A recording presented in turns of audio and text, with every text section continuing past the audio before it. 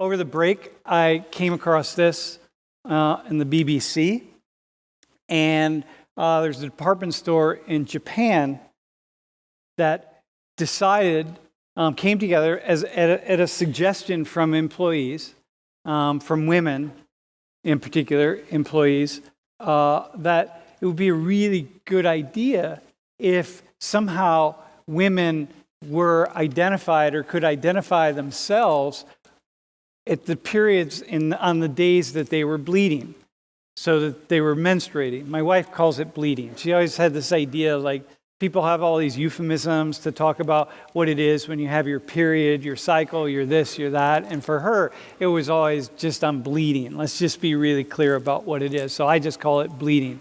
So she taught me that, and following her. But in any case, these employees said, hey, this would be really cool to, if, we could just kind of identify ourselves. And that way, people around us and other employees, be they women, be they men, although in this case it would be mostly women, would know that, hey, listen, I'm going through that time of the month, in my month, when, I might be feeling some kind of way, understanding that some women have it much easier than others. These folks in the store said, what if we wore name tags and we could, on the days in which we want to identify that we're cycling and we don't have to do it, we can just turn the name tags around, and that other people would see that and say, hey, listen, why don't you just take an extra, you've been on your feet for now like 2 hours, why don't you just sit down for a hot second, I'll do this, or let me carry those boxes, or let me take care of this. So they started this project whereby women could do it. And once again, it was voluntary, but then word got out beyond the store, and then people started having their opinions about it. And then, half the opinions were really positive and half were really negative. Watching her go through a really, really difficult couple of days every month really tuned me into how it is that many experience this, if not most, experience this in the world and are managing this in this male-centered world. And so I started to really think about it in lots of different ways as she continued to think about it. And so one of the things that we would talk about as we would be in different places, and she would, we'd have to kind of negotiate lots of things, and she would negotiate her life and moving in different ways. And then we started thinking, okay, if men had a monthly cycle, how would life be? It wouldn't be called women's issues or reproductive issues. It would just be called healthcare. You would have an abortion clinic on every corner, probably via ATM-style machine. And you say that because men would... Because they would access it and they would feel like they had skin in the game. And men would feel like, hey, we have a right over our own bodies, and yes. We have... It's women aren't insisting on gun control. No. It's mostly men who are insisting that the Second Amendment really matters. And I think it would be mostly men who would say, hey, I have a right to control my own body. So, okay, absolutely. Go ahead. I don't think there'd be the stigma. We wouldn't get, if I was in a bad mood or curt, I wouldn't get a look, well, someone's on their period or it's someone's time of the month. Like, women out here, exactly what I'm talking about. So all of this, the negative things that are pointed at, all the ways in which men kind of belittle, or other women even, belittle other women who are, got you. Yeah, okay. PMS is a dirty word. Premenstrual syndrome, it's the time of the month where some women experience extreme, not emotional disturbances, just extreme fluctuations. It's your hormones are up and down a lot. It's pretty natural. It's your serotonin levels, your dopamine levels, physical discomfort. It all adds up to, kind of a shitty time. You know what? It adds up to healthcare. And it does, absolutely. So hang on. I'm going to keep interrupting you because I want to make sure that you do. By the way, this is awesome. So the idea is, we have this thing called PMS, and we're just like PMS. I'm PMSing. She's PMSing. But but if we break it down, premenstrual syndrome, which is even a misnomer because you're talking about all the fluctuations in an entire cycle, all month, for an entire month. Right. It just happens to be typically about a week before the bleeding starts is more extreme. Because your body is going through more extreme changes. Okay, and if it was about men, or if it was about everybody, do you think we'd know more about what that was all about? Yeah, absolutely. Can you say more about that? Oh, I mean, it wouldn't be a dirty word. It would just be that's part of life. We deal with it.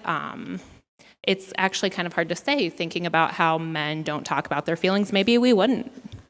I mean, the idea is men don't talk about they're not emotional, so maybe we wouldn't know more. So PMSing, quote unquote, right? The fluctuations that we feel would be sort of on par with getting a migraine. Exactly. It's like nobody. If someone gets if you get a migraine, I'm like, oh, you're migraining now. Oh, I see. No one's going to say that. You're going to be dismissed and please just go home. Don't be miserable. Okay, got you.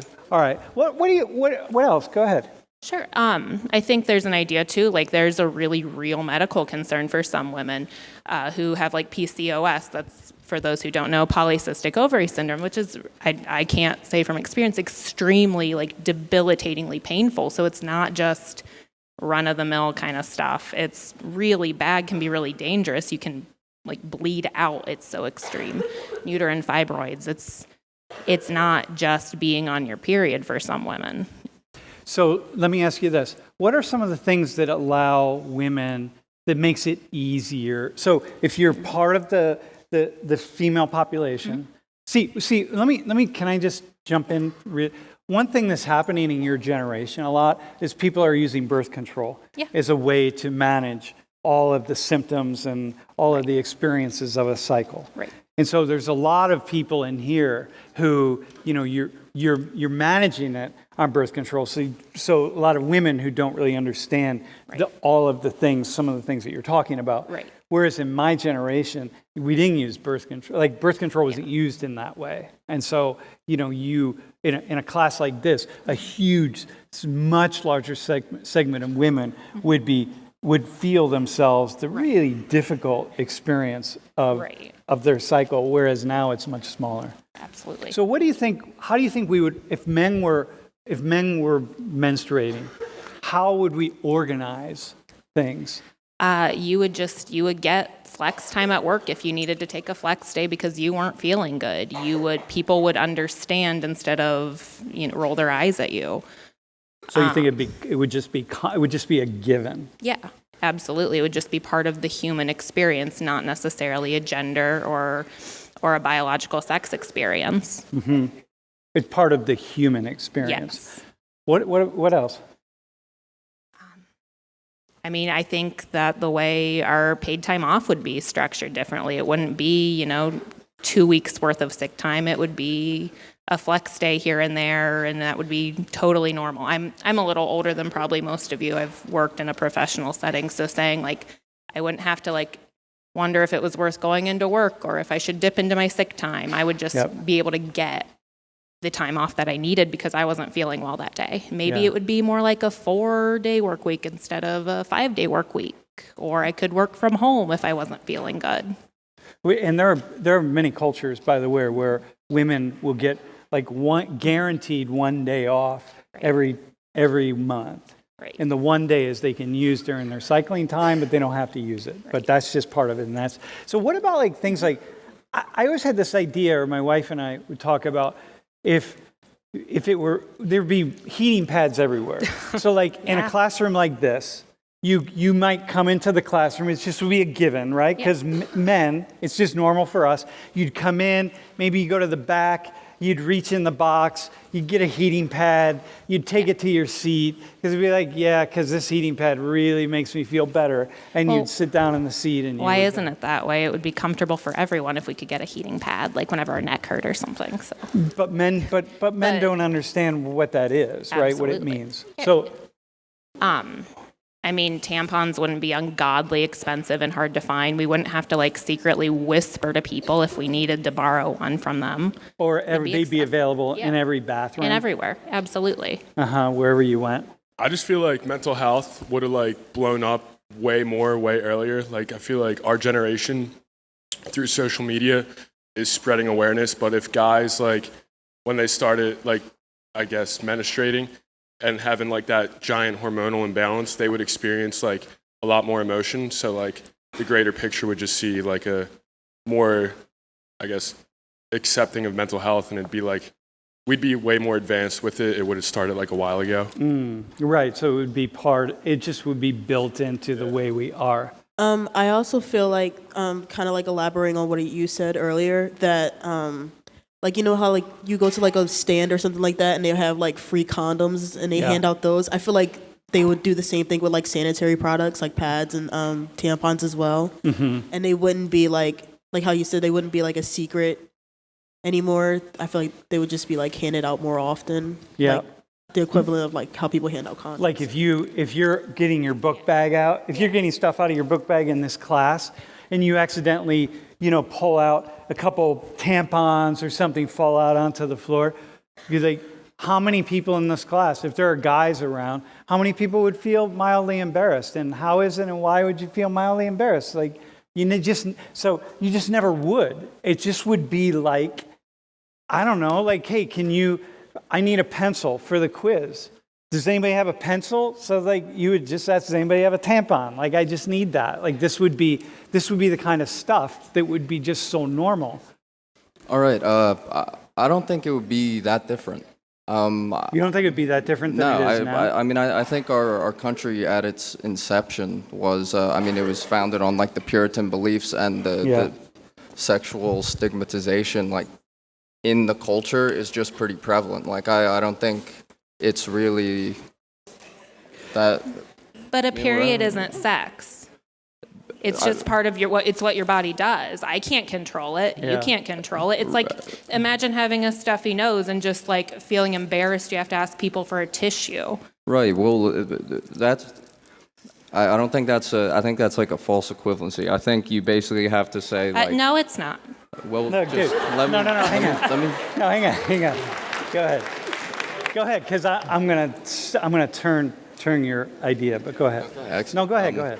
But I think it's different. It's blowing the nose. It's not related to the dick, to the penis, to the vagina, like sexual organs that are like ooh in American. But my culture. vagina isn't sexual. Whenever my uterine lining is falling out of it, that is uncomfortable. Listen, what we are talking about are parts of our anatomy that have dual purposes, let's say, right? Okay. And so you're walking into that world and saying, hey, look, man, if you're hypothesizing that if we weren't talking about women's uterus and so on, right? Mm-hmm. Vagina, uterus, clitoris, all of that down here. If we were actually talking about the ears or something up here, right? Okay. Then you think because of the Puritan, because of one thing that stops us from that is just that we are this Puritan society. So anything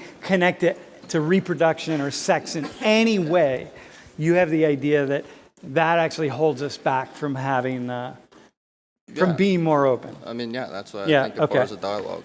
And so part of that's, dude, good point. So one of the arguments, though, I think what you're saying is, but there's two very distinct things. It just so happens that the monthly cycle involves the part of a woman's body that is also connected to sex and reproduction. Right. And so it is, if men could menstruate, it would be seen in very distinct ways. We wouldn't put them together automatically. Even in a Puritanized way, it just would be, no. Hang on a second. That's sex. This is this other thing over here. I think that's what you're talking about. They're like related, healthcare. but not the same. We would disentangle bleeding from sexuality. We would link it with healthcare. Yes. Yeah. I tend to think that. I see what you're saying, but I tend to think that we would pull it apart a little bit. I don't think there would be a luxury tax on tampons. What's that? I don't think there would be the luxury tax on tampons. A luxury tax on them? Just so they'd be... They would just be, because like it would have no tax, just like how necessity items. Yeah, It would be considered item. a necessity item instead of a. It'd be like Yeah. buying food. There's no tax on it. Yeah, I got that. I'm just like curious about how people think that the stigma around, like, I know I've heard guys say to each other like, oh, do I need to get you a tampon, like when they're acting like girly or weak, and like how that would change if people actually or like if men actually understood like the pain and stuff that using a tampon and getting your period takes. So I'm just like curious what people would think about that. So that it wouldn't be, so say it again. So like that, the connotation of like weakness and Yeah, like exactly. fragile Yep. because you use a tampon, which I like, know. literally makes no sense. I know, no, like for example, like my wife, it's like if I really watching what she went through, and I'm like, damn, you are just unbelievable in your strength and so on, right? There's nothing weak about it. There's just nothing at all. And I'm blown away, even right now, by the power of women. I'm always thinking about this, right? Because I've lived with this woman for 30 years, and she's not bleeding now. She's on the other side of it. But nonetheless, I'm always aware, like, whoa, how many people, what is it, what's the experience?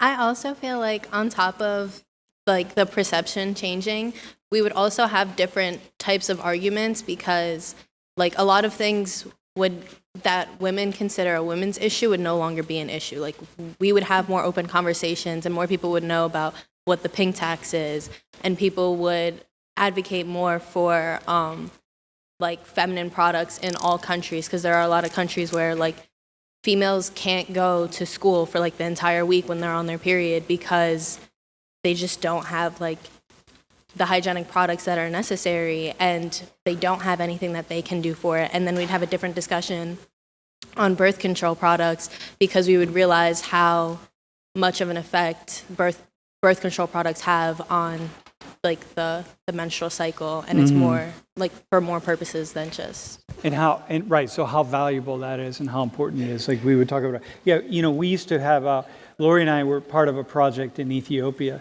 working with this school where the young girls, it's a really poor school, and exactly that, because of a lack of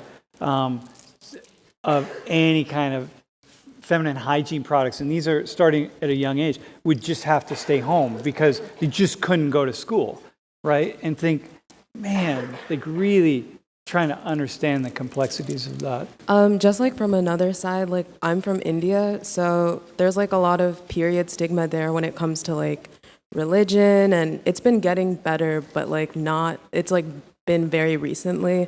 Like my family's Hindu, so like growing up, you can't go inside a temple if you're menstruating. You can't like go in the kitchen and cook because you're, I guess, like contaminated.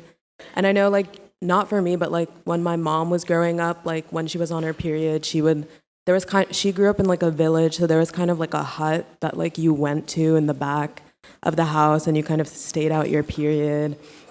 And like recently there was this one temple where like women weren't allowed to go into. It was only men and like women who had like achieved menopause, because if there was ever a chance you were menstruating, like you were not allowed to go there. And the Supreme Court just like overturned that ban like last year. But I know women who have been trying to go have been like met with protesters, riots, assault. But I have to think that if women ruled the world and women established the laws of, like say in your case in Hinduism, women would not say, hey, you know what? Here's a really good idea. When we, women, who are establishing the rules, right? When we are menstruating, it's really would be a good idea for us to go and sit in this back room over here so that we don't contaminate other people. And we certainly don't go in the kitchen because we don't want to contaminate the food. And like, I have a funny feeling that if women ruled the world, those kind of decisions would never, ever, ever get made. I just think it's important to think maybe like what if guys got their period and girls didn't? like, do you think it would be the same way that it is with girls now? Or do you think, like, there wouldn't be taxes on, like, feminine products and, like, it would be more normalized just because men got it and girls Yeah, didn't? so you're saying if men ruled the world and only men got their periods and not women, like no women at all, totally, man. Are you kidding me? It would be just a given. Yeah. We'd be like bragging about, if we ruled the world and got periods, we'd be bragging about, yeah, I'm on my period, man. Had a whole cup of, whatever it would be. We come up with all these really crazy things that we would do. Of course it would be.